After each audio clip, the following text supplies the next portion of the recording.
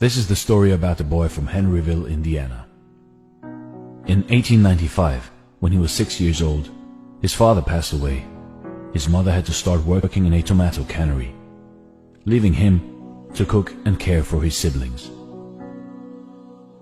Life hit him hard at a very young age, and because of the difficult situation he faced, he had to work as a farmhand at the age of 10. When he was in 6th grade, he dropped out of high school and left his home. He started working as a painter of horse carriages. When he was 16, he faked his age to enlist in the US Army. After being honorably discharged a year later, he started working as a railway laborer and studied law at the nearby university, until he ruined his legal career by getting into a fight.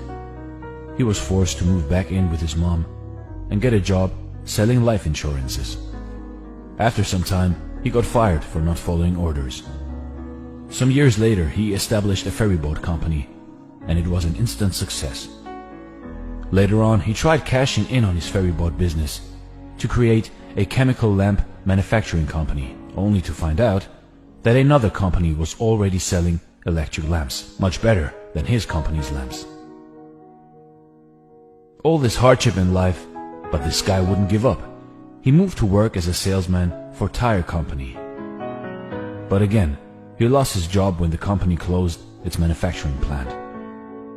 By the age of 40, he met the general manager of an oil company, who asked him to run a service station for him. But the station had to close down again as a result of the Great Depression. That same year, the Shell Oil Company offered him a service station, rent-free, in return for paying the company a percentage of sales. He started operating the service station and also began to serve chicken dishes and other simple meals for people who were stopping by at the station. His pan-fried chicken soon became a favorite with the people of the area and made him famous in the region. A few years later, he took out the station and started a proper restaurant. After fairly succeeding at this venture, he started to advertise his food, and to his shock, an argument erupted out of the blue with a local competitor and resulted in a fatal shootout with one of his employees dying. 4 years later, he bought a motel next to his chicken restaurant, hoping for better business. But it caught fire and burned down to the ground together with his restaurant.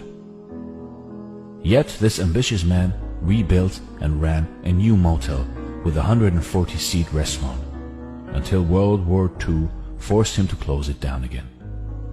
When war had ended, he tried selling his recipes to other restaurants. His recipe was rejected 1,009 times, when finally, in 1952, he sold his secret recipe, Kentucky Fried Chicken, for the first time to the operator of one of the city's largest restaurants. It quickly became a hit, and as a result, several other restaurant owners franchised the concept and paid him 4 cents per chicken. However, good times didn't last very long. His own restaurant was crippled when an interstate highway reduced customer traffic. He sold it and was left only with his savings and $105 a month from Social Security. So finally, he pursued his dream to franchise his chicken concept nationwide and traveled the US looking for suitable restaurants. He opened a new restaurant and a company headquarters in 1959. He often slept in the back of his car. He visited restaurants, offered to cook his chicken, and if the owners liked it, then he negotiated a franchise right. In 1965, at the age of 75, he was just getting started.